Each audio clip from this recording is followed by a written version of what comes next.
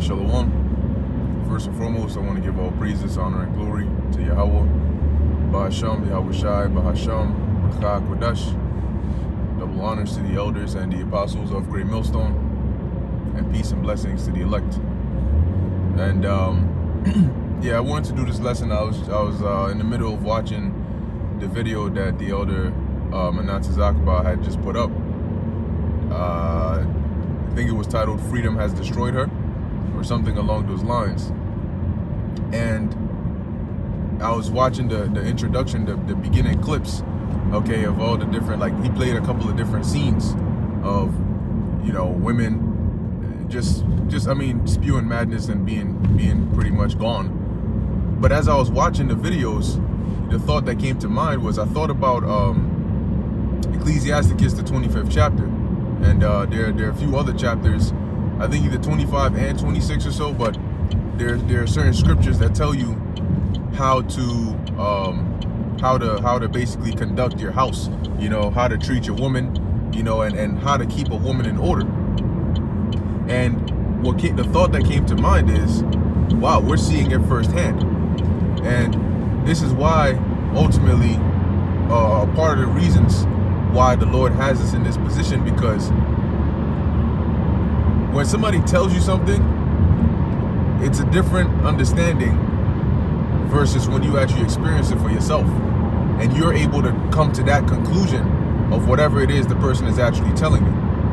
So it's one thing to read the scriptures that tell you, give her no, you know, give the water no passage, neither a wicked woman liberty to gad abroad, right? The scriptures tell you keep her in straitly, right? Basically, you know, watch her, right? And don't just give her the ability to just go about and do whatever she wants to do. So it's one thing to read that and know that this is what the scriptures say and this is what we're not supposed to do, and so on and so forth. But it's another thing to actually witness what happens when you're in a society that does not implement the laws and the scriptures, that does not behave in a way as we've been instructed to in the scriptures. You will truly understand why it is that in the scriptures it says, don't give her liberty to gad abroad. Why it is that it says keep her in straitly. Because when you watch, and if you haven't seen it, he just put it up like less than an hour ago, at least that's how it popped up on my notification. So I recommend going and watching that video, and you'll understand, wow, you're seeing firsthand what happens in a society when you don't implement the ways of righteousness, the ways of Yahweh Ba'asham, Yahweh Shai, the ways of order. And then you understand the Most High didn't just have these words written just for fun. Okay? He didn't just say, you know, do this and do that, and the woman is a weaker vessel, or he appointed the man to be in a certain role, in a certain position, just because he you know, he just got up one day and felt like it, or he wanted to quote unquote oppress women. But when you actually start to see these things, you're like, this makes sense why the Lord says do this. This makes sense why you're not supposed to, you know, behave in such manners. You're not supposed to allow certain behavior. You're not supposed to tolerate certain things. This is why in the ancient world, you know, families were more in order, because society was harsh when it came to, or conservative as they would call it today, when it came to actual manners and customs and behavior. That was a very big thing. Dignity, shame, you know, these things were held in high regard. And so it wasn't tolerated, be it your child or your woman, okay, or whatever, to behave in a manner that is unseemly or that is not becoming of them. But in this society, this is pretty much like a free-for-all. They're like, go ahead, do whatever you want to do, because the Lord is like, look, clearly you're not understanding what it is I'm trying to explain to you, so I'm just going to show you. All right, I'm going to have you experience it. And in the past couple of years, this has just been the absolute like, you're just seeing the worst of the worst. Okay, you're seeing the worst of the worst, and you're understanding, damn, I mean, this is just terrible. You cannot, this is not sustainable. Okay, a society like this cannot function. It cannot continue to go on, because it's just that bad. And it just keeps getting worse and worse. And that's the That's the surprising part about it. With how bad it is, you would think that it would stop there, but no. It just gets worse and worse and worse at a very rapid rate too.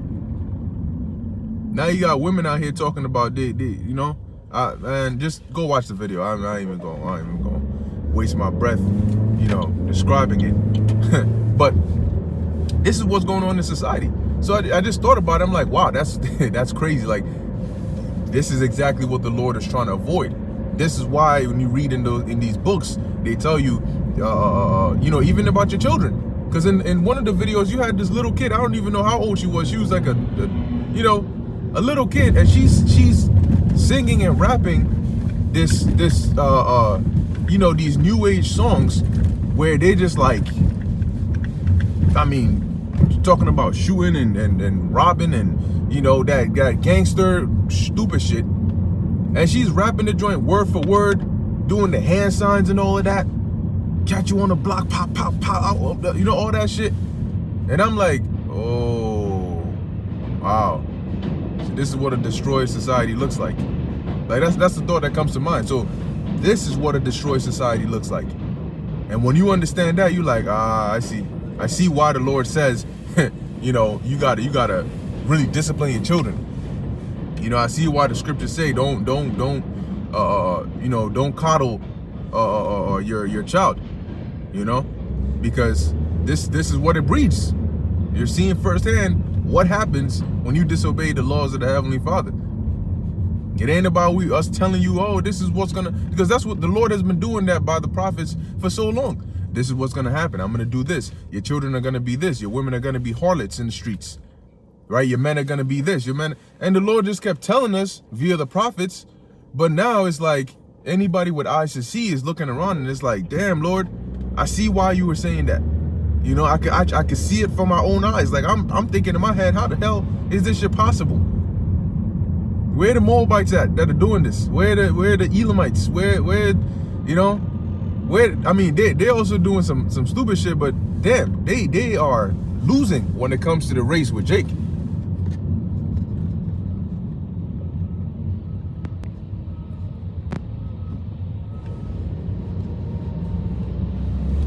Slack it, So yeah, it's real crazy out here, and it's just getting worse and worse. But you know what? At the end of the day, this is when the Lord brings His judgment, it's all gonna make sense. We're gonna understand why the time of Jacob's trouble is gonna be so bad.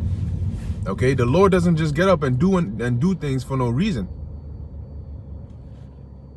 The Lord doesn't just get up and say, oh, I feel like I'm just gonna do. Remember that the Lord is a father, right? He loves his people, but in the condition that you're in now, the only purest form of love would be to actually take you out of this misery, take all of us out of this misery by executing the judgment that He's getting ready to execute.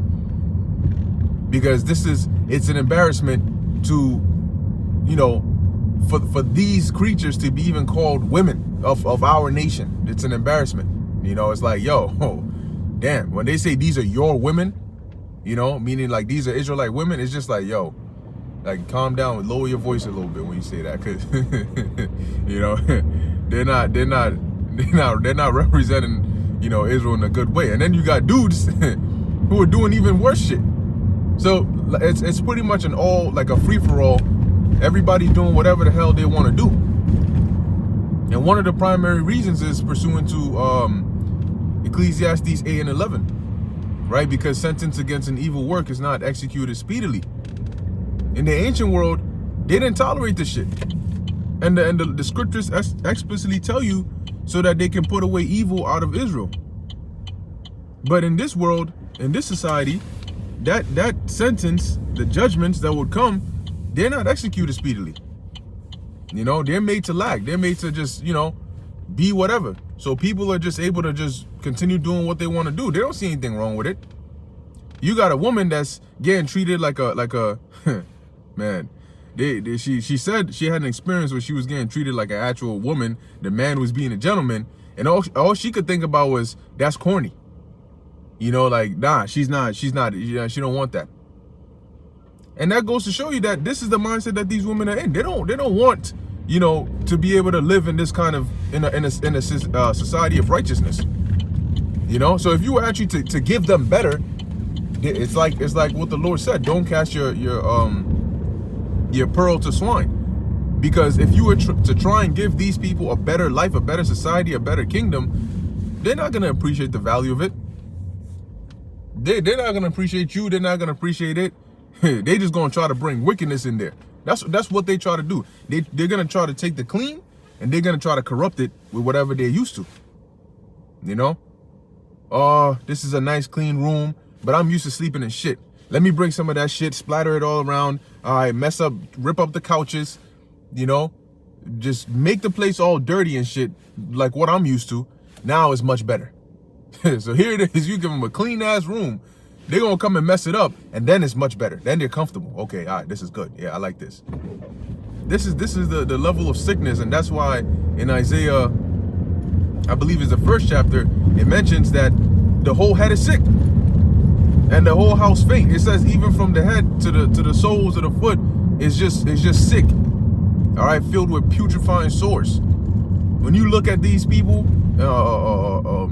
figuratively speaking, of course, that's like the perfect metaphor to describe the condition of our people today. Which is why the only hope is in Yahweh B'Shem Yahushai. The Lord, look, it doesn't matter who you are. Only Yahweh B'Shem Yahushai can actually redeem us from this level of just... Man, I don't even know. You know, like what they say, like black people are infamous today. That they're known everywhere you go. People know about so-called Negroes or African Americans or just Israelites, period. And it's not really a good stigma. You're not known for being the best engineers, the best scientists, you know, the best, you know, artists, and well, when it comes to maybe, you know, entertainment. But you know where you're gonna find Jake at the top flourishing? When it comes to making a fool out of themselves, or when it comes to something that's, you may say sports, you may say music, but you know something, when you actually think about things on a grand scale, that's just for entertainment. And the value of entertainment in comparison to other things is really not that high. Meaning that when things get serious, people don't look for entertainment first. Okay? When shit starts hitting the fan, people are not looking for LeBron James because he's such a great basketball player. Entertainment doesn't come first. When you build a society, entertainment does not come first. Okay? You need the essentials: food, water, shelter, health. These are the important things. But the positions that Jake flourished in are not really in those important places. It's in the places that they can get their hands on. And at least that'll put them, you know, a little somewhere. But yeah, man, as the whole point that I wanted to mention is that we're now seeing firsthand what the scriptures were telling us, or warning us about. This is why you follow the words of the Lord. Isaiah, what's that? 50, I think it's 55 and 11, 58 and 11. For my words are not, for my thoughts are not your thoughts. Neither your ways, my ways. Some roughly paraphrasing. We completely understand why. But sometimes the Lord has to put you in it. You have to experience it so you can understand what it is the Lord is trying to show you. So you can actually appreciate what it is the Lord is trying to give us. See, when we get to the kingdom, lo, when we be of that elect, and not only are you going to be joyous because of obviously the things that are going to be there, but you're going to enjoy it that much more because you can truly actually appreciate it. Because you know what it was like to not have it. To have actually the opposite. Somebody who is pretty well off, this will be my last example and then I'll end it. I think I made a point. Somebody who's pretty well off in life, regular, you know, their average life, they're able to, you know, get by and do what they need to do. They wake up, they eat their breakfast, they have their lunch, they have their dinner, they call it a day. To them, eating is a regular part of their day, right? Even if in the afternoon they had like their favorite cuisine, they're like, oh yeah, I'm excited and stuff, but it's still just another regular day. It's just today I had lunch, but I just had this lunch that I really like. Now, Compare an individual like that to somebody who's maybe living in a third world country, who gets to eat maybe twice in 3 days. And at that, it's something, you know, like scraps they can get their hands on. If you were to give an individual like that cuisine that you gave, that this person had for their lunch, compare the appreciation level between these two. And you see how much the person who didn't have would truly appreciate it, because they've experienced what it's like to not have it. So to actually get it, they're gonna enjoy the food because it tastes good, but they're gonna appreciate it on a deeper level because of what they've been through. As opposed to somebody who they always have breakfast, lunch, and dinner. It's not something special or something new to them. It's fine. So in our predicament, you know, if the Lord just created us and just gave us a kingdom right away, yeah, it would be great. But the level of appreciation wouldn't be as deep as it would be now to be taken from hell and then to heaven. To be born in heaven is one thing. To be taken from hell to heaven, now that's another thing. Okay, that's another kind of heaven right there. That's the heaven within and without. You know, but yeah, pretty much that was it on that. Like I said, go watch the video. It's a pretty good video. I gotta go finish it myself. You know, but it's just Jake is waxing worse and worse, you know, but that's also an indicator that we're definitely living in these last days. So anyway, with that, Lord willing, this is edifying to the elect. In closing, I want to give all praises, honor, and glory to Yahweh, Ba'asham Yahushai, Ba'asham Rcha Kodesh. Until next time, Shalom.